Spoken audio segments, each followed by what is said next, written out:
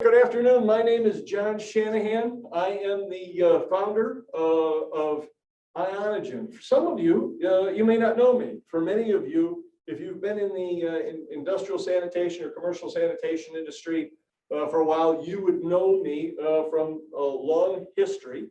And what we do, a little quick bio on myself and our company here in Knoxville, Tennessee.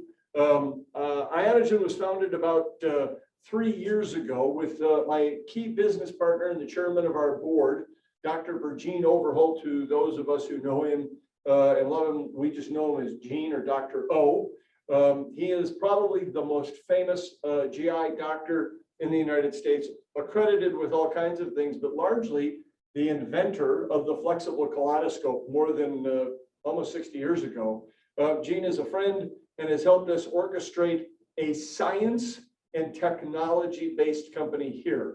Founded in Knoxville, we engineer, we build, and we design the products that we produce for our industry here in Knoxville. It is the intent of this company to represent that American ingenuity and American designs and American technology is still very, very much cutting edge. And so as we go through this short webinar, I'll hold it down to 30 minutes with an open-ended question and answer period after that, that you get a chance to see some of the members of my team and our team and what we do here. For those of you who don't know me, I've spent 42 years in the environmental sanitation and cleaning industry, often referred to colloquially as JanSan. A background in industrial manufacturing, primarily on the sales side of things. For about the last 20 years, I've been largely associated with building and inventing and creating some of the most innovative designs in what's known as hypochlorous acid generation. We'll talk just a second about that. But when I started in this industry 20 years ago, there were really only one thought on how to do it. We call it split stream, which is a fine technology of itself. First invented in 1872 by Michael Faraday. It's a stream of a machine that can make hypochlorous acid over here. It can make what we call sodium hydroxide. Most of you would know that as Drano, very alkaline solution over here. Technology has been around since World War I. Largely didn't have any real engineering changes until the 90s, where the machinery got a little bit more sophisticated and it was able to measure pH and things like this. But the challenge of it has gotten to be about the size of a large refrigerator. And it wasn't commercially viable. We needed to have something that could fit into the janitor closet of a public school or into the cabinet of a hospital someplace. So about 10 years ago, I founded a different company. We shrunk that technology down in size. I created some patents, which you can look online and see. And we were able to actually get patents for a technology that was widely thought was unpatentable because it was what they call prior art, meaning there was ideas and designs ahead of that. When we founded Ionogen about 2.5 years ago, and we started doing some engineering and designing, it was myself and one other engineer. And as we have moved forward now, we have a team of 5 engineers. And the very design and engineering and things that I created, this engineering team has taken well beyond anything that was ever created. Now, let me frame that for you so that we can understand what do you mean by that, taking it to the next generation. Historically, this technology has been what most of you would think of as analog. You remember the old days, if you've been alive long enough, your house phone had a rotary dial or it might have had touch tones. That's analog technology. When we think of digital, we know that's your cell phone, right? You don't have to go buy a CD anymore to listen to Paul McCartney. You can get it digitally downloaded into your phone, or you can watch Netflix. Those are all digital platforms. The technology that's largely been in the on-site generation business has been analog technology. And we felt that that wasn't sophisticated enough because as a guy who spent his career selling and building and making machines, we all know that machines have a sense of humor. A machine, whether it's your car or usually an industrial piece of equipment, doesn't break on Tuesday in Milwaukee, Wisconsin. It breaks on Good Friday in a part of America you can't find with Google Maps. And so if we can't have an interactive relationship with the machinery, then everything is analog. That means we got to put a technician in the truck. The driver has to drive out into the middle of maybe a remote location for an industrial application or an agricultural application. And they have to start doing diagnostic. If the part that breaks isn't a common part, that machine can't be serviced. So that means that they have to go back, get the part, then we have to go back, reinstall the part. That's the inefficiency, and on-site generation has largely lived in that space. Or it's been very small little clever devices, and don't get me wrong, they work and they can service you in a home, and they provide that value. But when we get to what's called scalability, the ability to go from taking care of your home to taking care of an entire college or university or an entire food manufacturing plant, scalability is something that's always been missing in the on-site generation piece. Additionally, with that scalability, what's been missing is someone who could actually build out, care for, and nurture that market. And we'll talk about that in a little bit. We call it what's called owner-operator program, or what we call factory in a box. And we'll talk more about that. But let me begin with the science of what we build. And to do that, I'm going to start out first with what I call the intelligence of the machine. And we'll talk about how we got to some of the building. And I've got some of the machinery behind us. I'll show you that in just a second. But I want to introduce you to the engineering team, because those of you who have known me for many years might associate with the fact that I do all the design and I do all the engineering, and that isn't true anymore. I don't touch the machines. I'm an interface to the engineering department, but I want to bring this team up and show you the diversity of engineering expertise. Guys, come on up here and you'll stand in front of the table. We'll have a little chat, and we'll talk a little bit about everybody. So I want you, forgive me as I adjust the camera there, I want you to understand that this is the group of people that engineer, design, and build our equipment. This is the team that does it. I bring the history and wisdom of what I've done and the things that I do. And so to understand the machinery, we first must understand the chemistry, because there is a lot of chemistry in this. It's a formulation of super mixed oxidants. There's more than just hypochlorous there. And to really understand that, the company had to go find an anchor first in what is the solution and what's in there.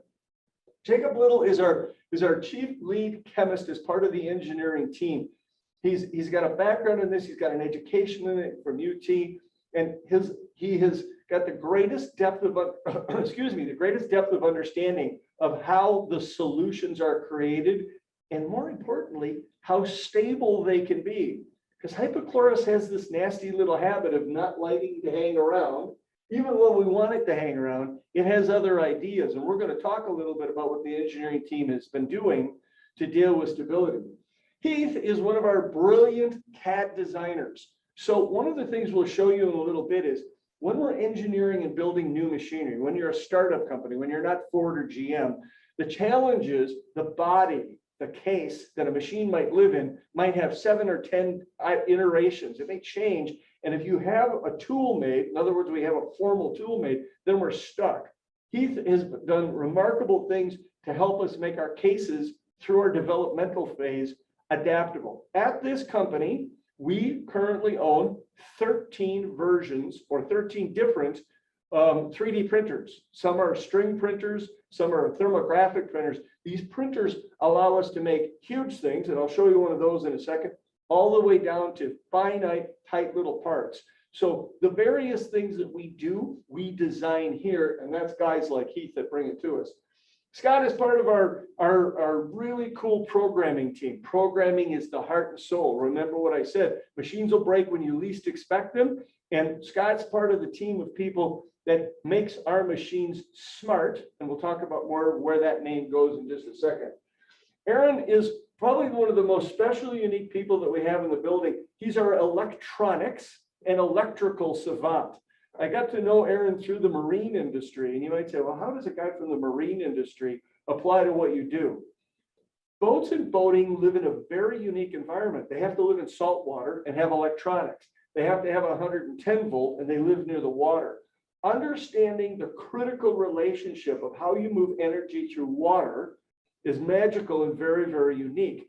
And it is a practical science that you must have understood by being able to touch it and see it. And what's unique about what Aaron does is he has this ability to work in old analog systems. There's a long story behind that, and work in the electrical technical piece. In other words, take a control board and assist in the facilitation and the design of that. That's all part of what we do. And lastly, our Joel Johnson, who's our design engineer, who's my favorite, hold me accountable to the design. Joel has this great education from the University of Washington, right? And so when we're engineering things and I'm pushing them to go, pushing this whole group, we got to build this and we got to get this out in the market. Joel's always the guy that says, we can't move forward because we have a metric and we have a program and we have a path. So he holds us to great accountability to make sure that the product is developed right and not shipped prematurely. He's also a great CAD artist. He and Heath have a great relationship, and they work very closely to design the CAD devices that you'll see, or not the devices, but the cases and things that we build. So this is the team that actually designed it. This is the group that does all of this. And it's important for you guys to see it. Fellas, I'm going to dismiss everybody. I'm keeping Scott for a second. Grab that HMI.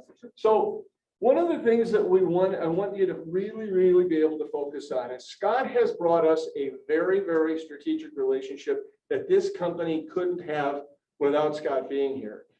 One of the things that I said earlier is machines have this naughty habit of breaking in places you can't imagine. I once did business on a poultry farm, hatchery, way out in the middle of Arkansas. It's funny how that machine would break on every Friday. And I used to live in Northern California, flying across the country to go to Middle Arkansas to fix that machine.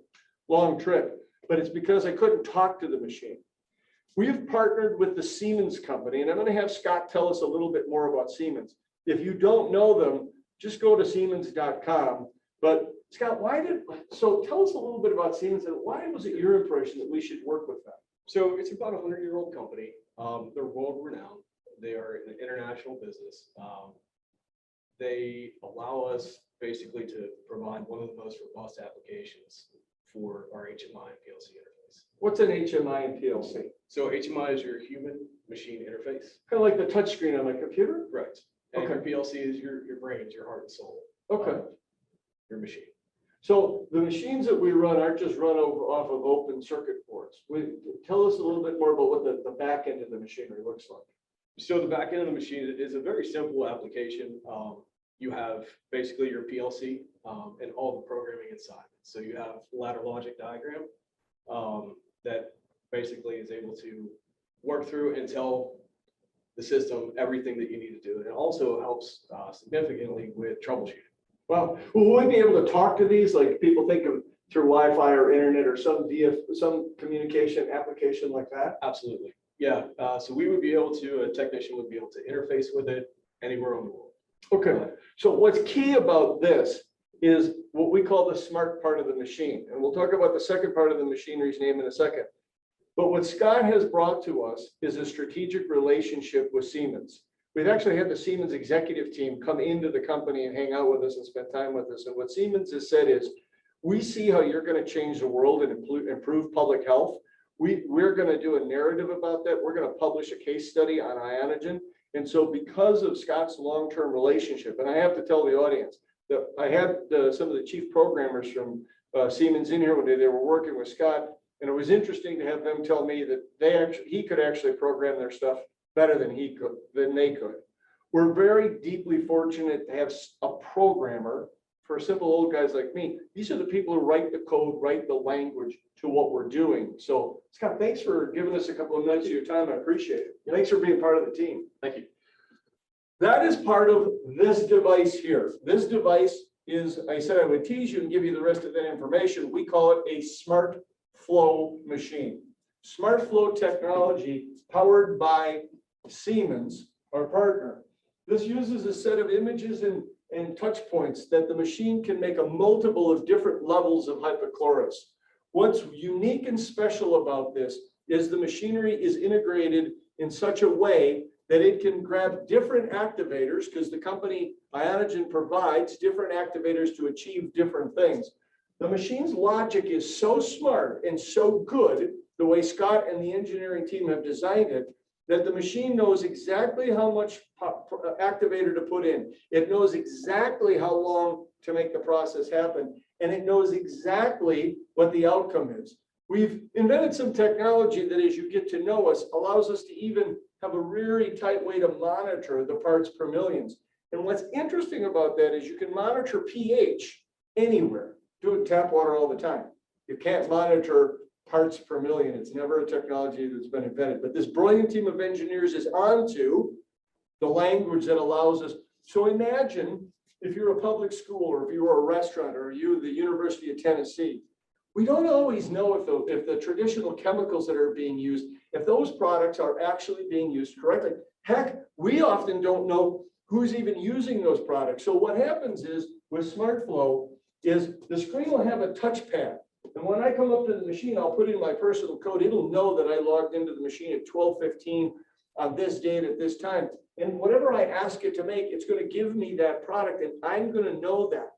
Now imagine being able to go back to the university or the school and know, we know that John did his job because we know how much solution John took out of the machine. We knew what time he picked it up from the machine, and we know the parts per million. The really key interesting piece of that is that that allows us to be able to provide accountability back. Places like medical facilities have never had accountability. They have no idea whether I showed up and did my sanitizing or disinfecting. They have no idea whether the chemical was diluted correctly. Hell, they don't even know if it was safe when it was used. SmartFlow technology allows us to address all of those. Yes, in the past, several hypochlorous companies have built small machines, and you can make a half a gallon here, maybe a gallon there. But what we've perfected and what the engineering team has perfected is what we call scalable bulk production. So a little hard to see in the screen, but behind me is about a 60-gallon tank. And in there is our proprietary design for our reactors. That's what we call them. We don't call them cells. And I've activated the reactors here. You're going to start to see the reaction happen in this tank. And this will be typical. Okay, somebody said, well, it's an anode and a cathode, John. What's the big deal? Everybody knows how to make what's called a batch reactor. But that's some of the largest alloy plate ever designed. It's the beefiest plate ever designed, and it's some of the biggest reaction. Now, this is very typical. Like you see on the screen, you see the hypochlorous activated solution sort of sitting at the top of the screen. Sort of see it sitting there. One of the things that the engineers have created is infusion technology. That's kind of a proprietary thing, but what we know how to do is to keep it near the plates all the time and make it more highly efficient. And the way we do that is we infuse it. Industrial manufacturing, scalability. So one of the things that becomes very, very critical is a customer says, John, I have an entire university. I got the whole University of Wisconsin. I got to take care of that whole place. I can't be making a half a gallon at a time. I need to have scale. I need to have bulk. I need to be able to do a lot of it. This technology known as SmartFlow, powered by Siemens. Let me say that again. SmartFlow technology, powered by the Siemens company, gives us the logic, the control systems that are 100% reliable and communicative, and it gives us bulk production and scalability. Now, how do we do all that? We do all that by taking a machine that's the brains of it. So this is the SmartFlow intelligence cabinet. This is the intelligence cabinet. This is the controller. Now you see behind me some other cabinets. And one of the things that we're capable of doing because of our capabilities in printing is we can make tanks that suit our individual needs. So if a dentist office, for example, needs just a little 2-gallon tank like this, we can scale a tank like this to go into what we call the wet side of the cabinet. What Scott was talking about beyond the HMI is sitting in this box here, and that's the PLC. That's the hard drive of your computer. But what I was telling you earlier is one of the things that we can do is, this is one of the cases that you see that machine living in. This is half of that case. In a normal company, if you were going to go build this case, the tool, the metal tool that you would inject this in, would take you about 10 weeks to build, and it would cost you about $125,000.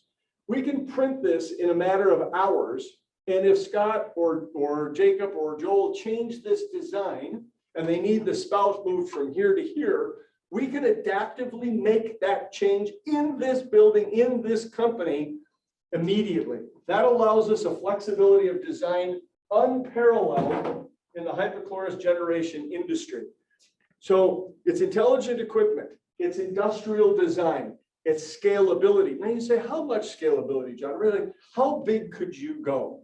So because the PLC is just a smart computer, it could be scaled. Then sitting next to me is a 100-gallon tank. If New York schools said, look, we want to make all the solution in one building, we don't want to make it in all the different schools, that's not a problem. We can hook the PLC up to a 50-gallon tank, a 25-gallon tank, custom configurable to the customer's individual needs. We can do that. We can give them that level of performance and capability. It's the broadest scaling of on-site generation ever created. How big? Come to our website and learn about a program that we call Owner Operator, or what we call Factory in a Box. We can scale this technology to put it into a Connex box, and we have, and shipped it to South Africa. And that Connex box can produce up to 7,000 liters a day. That's industrial scalability. Why would you need 7,000 liters a day if you have all this local on-site generation? Because one of the things that Ionogen pioneered and created above all things was our innovative line of packaging and our what we call forever spray heads. A spray head that has no metal in it, that keeps the solution clamped down tight inside of it. Because what we came to understand is not everybody wants a generator. Some people just want to have the product that they can use. And our bottles are unique and innovative. So much so, and our commitment to you as our customers is not just to give you the generator, but to give you the delivery systems that put that out. We have now created what we call sunglasses on a bottle. That's a traditional spray bottle that came with this head. We now have built our own tool and make our own proprietary UV coated bottle.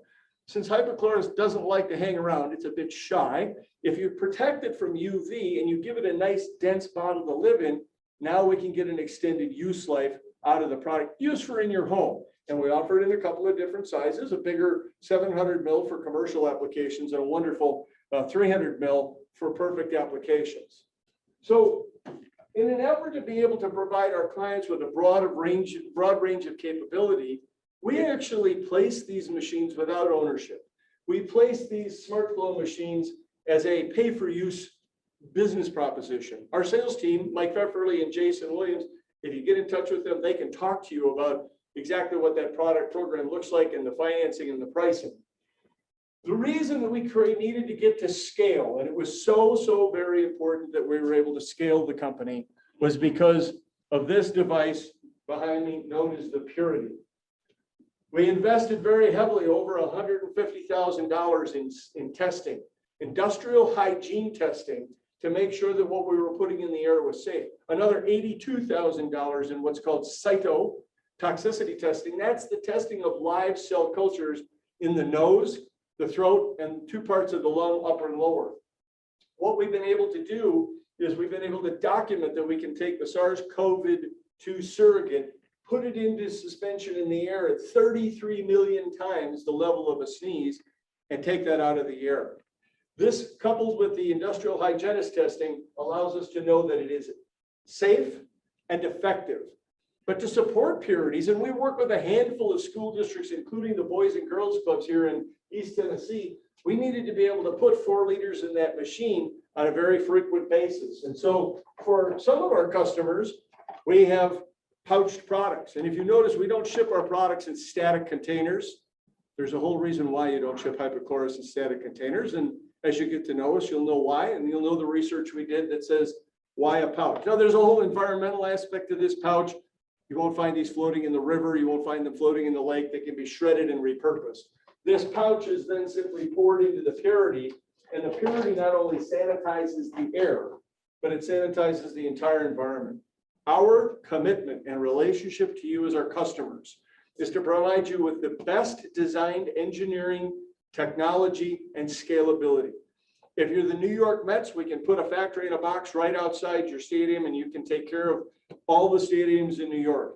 If you're Eisenhower Elementary School, we can put a smart flow reactor on a counter and scale it from 2 gallons to 7 gallons to 25 gallons. Totally scalable. By the way, every interaction with the machine is identical because it's the same PLC for everything we do. One format for training purposes. you don't have to worry that Bob is maybe diluting the chemistry the wrong way. You could simply turn this on and Bob gets the same consistent results every time. Now I'm going to wrap up with a couple of quick things because I want to stay kind of true to time. There's this big concern we hear that goes on with the US EPA. Our personal commitment to you is a couple of things. We have what's called a Section 18 application into our governor. Governor Lee has passed it along to the US EPA. We work very, very closely with our governor. I can't speak to all 50 states, but here in Tennessee, we have excellent state governance. We have excellent support by our senators and congressmen. This special exemption is all based on the purity and what it can do and how it can help schools to reopen without social distancing, help schools to reopen without leaving teachers at risk. I know people are getting vaccinated. As you all know, there's some challenges with all of that, and I won't get into that. But there's also going to be people who aren't going to get vaccinated. They tell us better than half the population. And if you're a teacher in a classroom and you either choose not to or haven't been vaccinated, when you come home from night, if you were to put purity in your house, it would provide a level of protection that you can't get, because we now know that if we prevent it from traveling in the air, as we see in places like the Girls and Boys Clubs, during the peak part of the outbreak here in East Tennessee, the Boys and Girls Club kept these running. They never had a spread incidence. I just recently had a conversation last week with a convalescent home who stayed open during the peak part of the outbreak. They never had a spread. So it's part of a reason for our Section 18. We're also in the final stages to file our Section 3 EPA application. That'll give us surface disinfectant.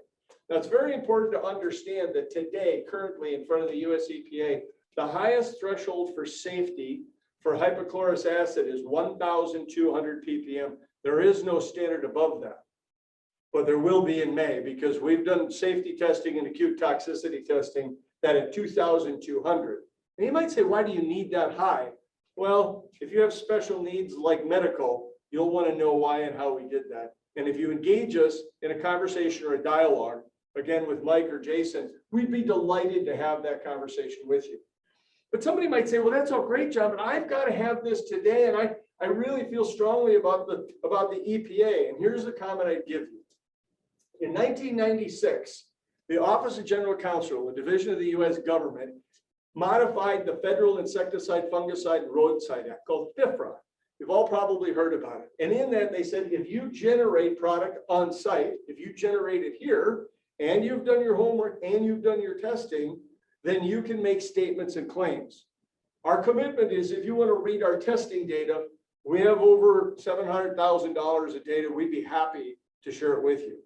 If you'd like to see how that performance works, we have met all of what's known as the N-list emerging pathogen. But here's the difference. If you look on the N-list emerging pathogen list, you're going to find that most of the hypochlorous companies, by the way, they're all great companies. I know most of them. They bring unique designs, they bring unique value, and they're good guys and they're friends. And I think they're all doing special work. And I mean that sincerely. But if you look on the emerging pathogen list, what you're going to see is that most of the kill time associated with N-list emerging pathogen is a 10-minute contact time. That means you've got to spray and keep that wet. Ours will be a 1-minute contact time.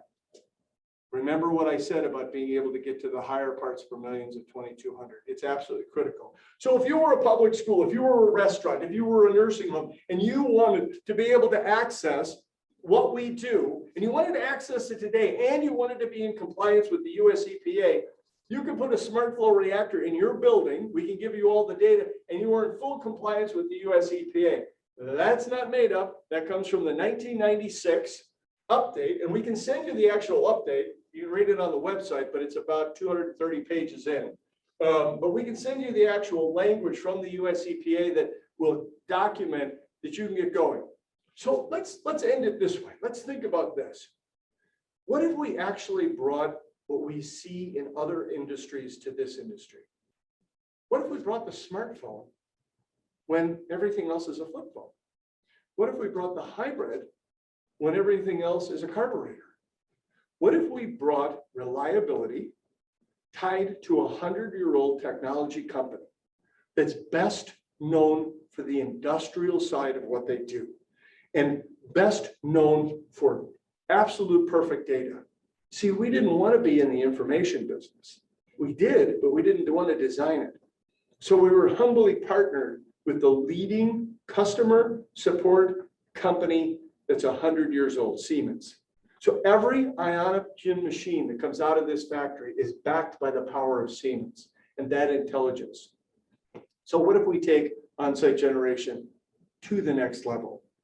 What if we can give you a way to take the nasty, harmful chemicals that have been so badly overused throughout schools and universities? We've all seen that person in the Tyvek suit with the rebreather running this electrostatic and all the compromises that are associated with that. What if we gave you a solution that was bio-mimicking?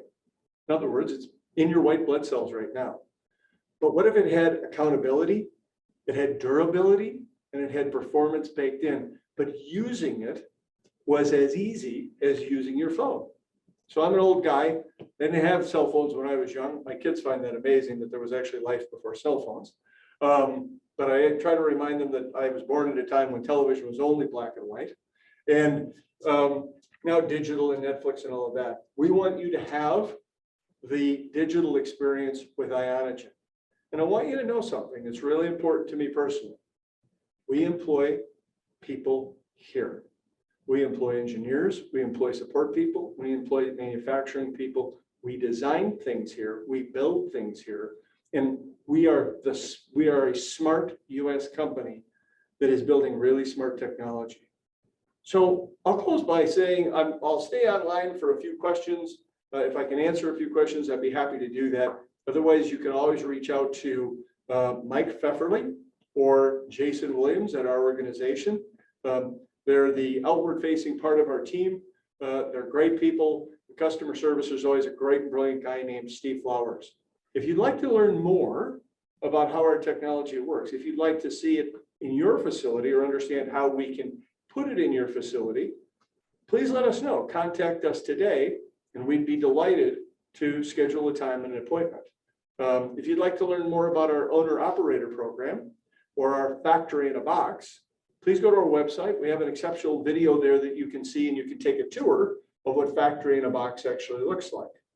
Let me just check and see if there's any questions, and if I can answer those questions, I'll take those now. Otherwise, you can go back and we can take those questions here. So let me see. I'm going to look at the screen.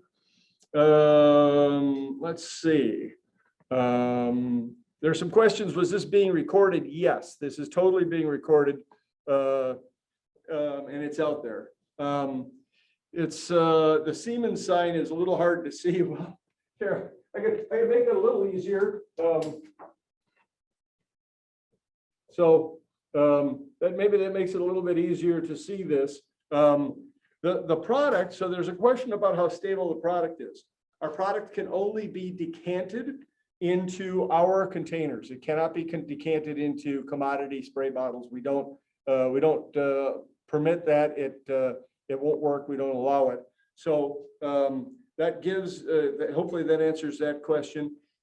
Often we get the question of how stable is it in the generators? The generators can be set up so that depending on customer use and need. That's why I said if you were at a dental office and you need just a couple of gallons a day, the machine can be custom configured with a small tank so that you're using it on somewhat of a regular basis. We have a station stability feature that we're building in. I won't go into more detail there. We will tell you what station stability is you come to us and how we are figuring out very quickly how to make it last until you're done with it. Also, part of the sunglasses in a bottle and our proprietary Forever spray head are part of the unique delivery systems. You will see a whole other family of delivery systems coming. About every 6 months, we'll have another piece of innovation that we'll bring forward to you. Everything that we build going forward will have the ability to either via Bluetooth, Wi-Fi, or other communicate with us and you so that you know what's going on and so that we know what's going on. Let's see, it says, how much more volume does OSG from Ionogen create than a coffee pot? So this machine could be hooked to a 100-gallon tank if needed. In the back of our facility, we have 330-gallon tanks that we consistently build our packaged products in. So we've been able to scale it based on your need. If you were, as I said, if you were running UT, University of Tennessee school or something, we've had to learn as a company how to scale the volume because the demand is very different. And we've had to learn how to scale the degree of parts per million, because while 200 to 400 is pretty nice and it'll do a lot of things, we all know that if you're in a business environment and you got to go to your custodial staff and they got to disinfect the surface, two things. One, they need a product that isn't going to poison them. And two, they got to have a fast kill, meaning they've got to get a kill that's under a minute. There's just no way to keep a doorknob wet for 10 minutes. It's impossible. So, and it says, can you use it? Here it says, can you use it? Oh, can you use it in an auto scrubber? Yeah, you know, it's an interesting question. I'm an ex-employee of Tennant and Nilfisk Advance and Minuteman. I spent more of my life around auto scrubbers than I would ever care to admit publicly, but you could, and we make a surfactant enhanced version. Typically though, on floors, we don't disinfect floors because the first person who puts their foot down, that foot is filthy and we reinfect the floor. Can it be used as an oxidizing cleaner? Yeah, it's highly effective when you use it on tile floors because tile is here and the grout's here, and typically soap lays in the grout line. And if you've ever wondered why grout turns black or dirty, it's because you never got all the auto scrubber never got all the soap out of that crack. And that's what your dirty shoe touches. That's why grout gets filthy. When you use hypochlorous, it doesn't residue. And it typically, because it's an oxidizer, will oxidize the grout, improving it. So yes, it can be. And our devices are configured to such a way. And we've not seen this in the hypochlorous industry before, but we do build it in a sufficient volume. The largest auto scrubbers that I've seen have about 35-gallon tank capacities. I know there are some true industrial ones that have 50 and 100, but primarily you could build it you could put it into an auto scrubber and be highly efficient with it. But again, we tend to need to disinfect surfaces and not so much the floor. But probably the most important thing that we really need to understand is the narrative, and I think you all know that the narrative has changed. We now know that this travels by air. It's actually quite interesting as a side note about this particular past pandemic virus. 5 years ago at the University of North Carolina, Dr. Leanne Jacobs discovered that norovirus, when vomited, traveled 50 feet by air. This isn't the first virus that travels by air. Chickenpox travels by air. There are other viruses. This one was very aggressive and it traveled from us to us to us.